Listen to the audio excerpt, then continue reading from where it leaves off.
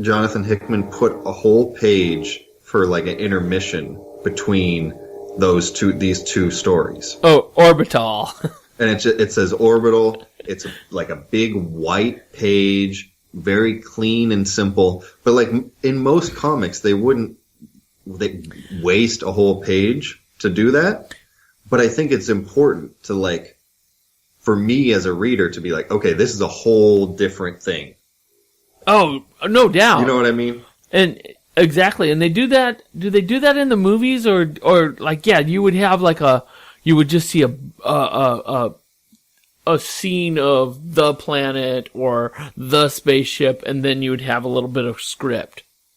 You know? But it's what's cool too is it makes it so there doesn't need to be like a tie-in. Yeah, exactly. It's not tied in at all. So you don't know like, oh, this was a long time ago. This is a far place away. This is just a separate story that like you don't know how it's going to tie in. And we're not going to tell you yet. Yeah, it's fun. It's super fun. And maybe it doesn't even need to. And the fun of this is there's a spacecraft monitoring a Kree invasion, but this invasion or spy setup, and this spy setup are so funny. They're eating pizza. And this was one of my favorites because the first topic or the first panel of this one page, Captain America, Hawkeye are going to get to the bottom of these Kree, and they blast in the door, and we see they kind of look like they're wearing wearing Star Trek uniforms, and they look like the things from Toy Story in the claw machine. Oh yeah, they look like silly aliens. They just really they look kind of like those guys, but like if they were grown up and like more seriously drawn. Yeah, they're so funny. But they also have they have the Thanos chin though. Oh yeah, did you notice that? Yeah, they have Thanos chin. Very cool. I did not notice that. You think maybe they're related to Thanos? Maybe. But like distant cousins or something. Yeah, because he's way bigger than they are. He is way bigger. And but the funniest thing is they have decoy suits on to make them look like they're human. Mm-hmm. And you see there's 1, 2, 3, 4, 5, or there's four people, and then there's a cat sitting there. And do you notice that one of the guys? Oh, I didn't even notice that. The cat is also a Kree. He's disguising himself as a cat. He's disguised himself as a cat, but Cap and Hawkeye see through this, and they blast these guys, kill them all. I don't know if they kill them, though. Yeah, I don't know if they kill him. Like, it looks like Hawkeye shot the guy in the bicep. Yeah. So, like, everybody's, like, down for the count, but like, they're not they dead. They disarm them. But they get the call. It looks like he's in handcuffs. The one guy? Or maybe those were, like, his bracelets. Oh, no, yeah, they got him cuffed up. Yeah, that's cool. And then they get called back to the ship because what was hidden is now uncovered. Another one of those great small picture to big picture. Small picture to big picture. Very good way to describe it. And then we're back on the planet where Black Bolt lives. Black Bolt and Black Bolt's the guy who has Larry's favorite character as a pet. Lockjaw. Right? Lockjaw. I love Lockjaw. And one of those Outriders has come in there to read his mind. This is so big story. The Outrider is like the spy for Thanos. And he gets the inside scoop on what's going on in this guy's mind, and there's some unrest in Black Bolt's kingdom. Had we seen up to this point how like all of the Outriders' abilities, like spy abilities? No, we haven't. I don't think I knew like that he could just touch your head and read your mind.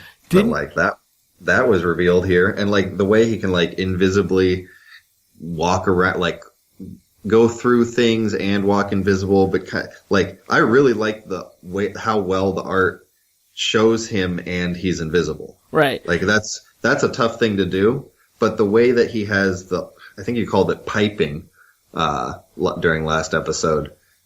his piping is there, and it's subtle enough that you can see him even though he's invisible. Right. And I have to say that I was a little disappointed, and me and James are going to probably have a conversation off camera about the movie, because we don't want to spoil any of the movie, but I was a little disappointed. Outriders are in the movie, but I was a little disappointed that they're just savages in the movie. They're not sophisticated. They're not spy creatures. That's interesting. Yeah, like this guy he's on his own. Yeah, he's independent. And then he blasts off in that spaceship and gets away. And then meanwhile... he has that cool, weird squid spaceship. Yeah, and then meanwhile, on this satellite that belongs to the Avengers, they're called back, and they're getting the inside scoop on something that's going down with this... Iron Man and Captain America are, like, learning from... Who's the guy with the weird horns? I don't remember. I don't remember the weird horn guy. But it bothers me that one of his horns is so much bigger than the other one.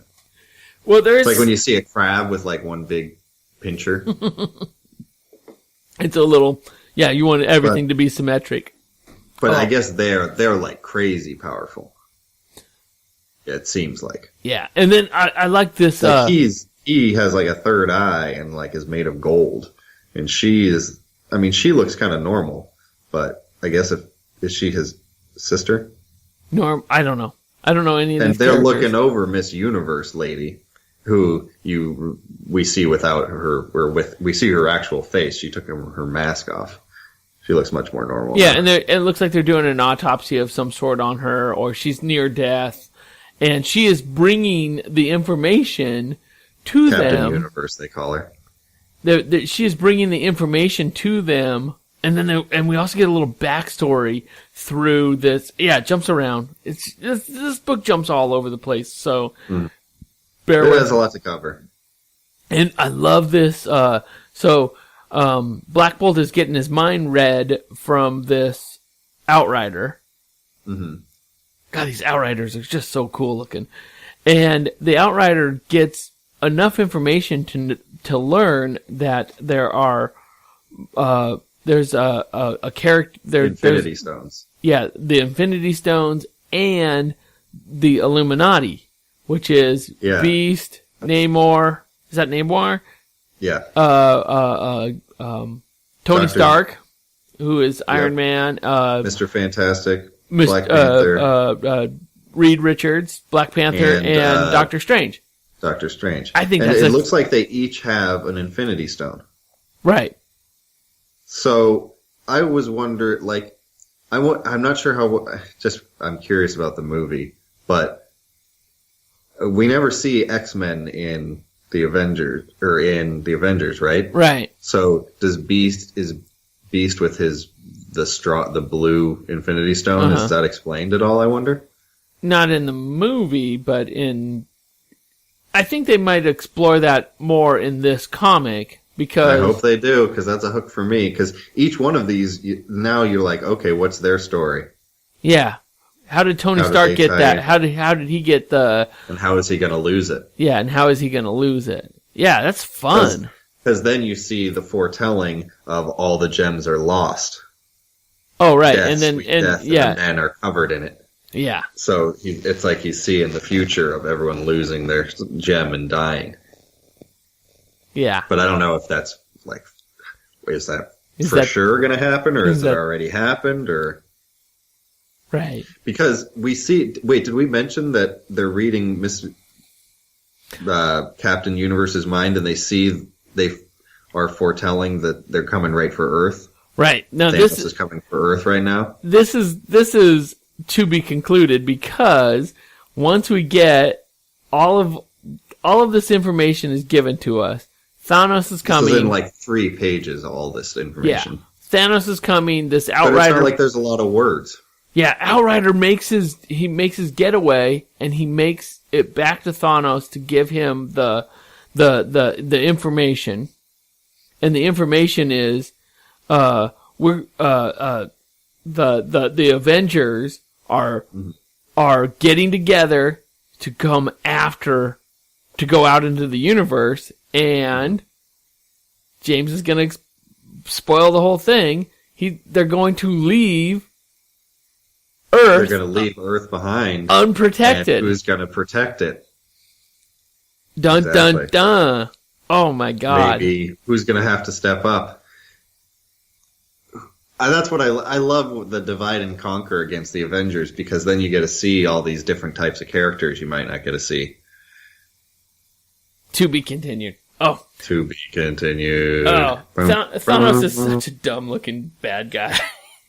You don't like Thanos? I like his chin, but he's not like, and I like the purple actually. But I don't think he looks he looks silly. he looks silly. I think a better bad guy. He doesn't look scary, but he doesn't look like too alien. A better bad guy would be an Outrider. But then you wouldn't have. But then you, the guy with the weird, the crazy black cape and the double sword thing. Yeah, he seems like a better bad guy. But Thanos is big. He's really big, so that makes him bad. That makes him the big bad guy. All right, I'll accept it. I'll accept it. Yeah, this was super fun. I didn't have any problems with the art. I think this is all the art really was pretty to look at. Very good storytelling, great pacing. You could not write or you could not draw a better Outrider. Those guys are so freaking scary. The art I think was great, but what might not go unnoticed is like how much the art accomplished in the storytelling. Like, looking back through all these pages, there's not that many words for how much information is being conveyed here. Like, the amount we've had to describe and go into and talk about, there's not that many words compared to other comics we've read. Yeah, but it's needed the double episode. Yeah, because it's just so, there's so many characters, there's so many moving parts, and there's so much story here. So every panel that has, will have, there'll be a short story that has 4 pages, but it'll have 20 different characters who aren't, verbally introduced, but their presence does something to the story. Yeah, there's a fun little, a back and forth between 2 guards who are like, do you ever wonder why you're on the late shift? Because you're a bad guard. Yeah, it's great stuff. This was a great comic, and I'm gonna go ahead and just say it just knocked off Strangers in Paradise for me. This is my new number 1. Larry, I gotta tell you, this is also my new number 1. There we knocking go. Off Torpedo. So. There we go. How many issues have we done so far, Larry? I think we've done 6 episodes since our first season. I didn't miss any. So we are there. We are simpatico. This is great stuff. And like James was saying, all the tie-in issues are available on Comixology Unlimited. So there's a movie that came out. Oh yeah, but we can't talk about the movie. The movie. Me and James might have a little bit of a conversation, but this is good stuff. Great art and just a fabulous comic. And I had so much fun reading this 4 or 5 summers ago when it came out, and I had a great time rereading it. So there we go. All right, we got to wrap this up. All right, James. Next week. What do we got next week, Larry? Wait, let me guess the genre. Is it cowboy? No, wait. Is it vampire? No, wait. Is it zombie? No. Is it drunken superhero? Now hold on. Is kung fu a genre? Oh, have we done a kung fu? This is written by Keegan MacLeod. Top Shelf Productions, 2011. It's 459 pages. Oh, Larry, that's too many. But you and I are just going to read the first 29 pages. Oh, that's much more reasonable. It's called Infinite Kung Fu. Ooh, and back-to-back Infinite episodes.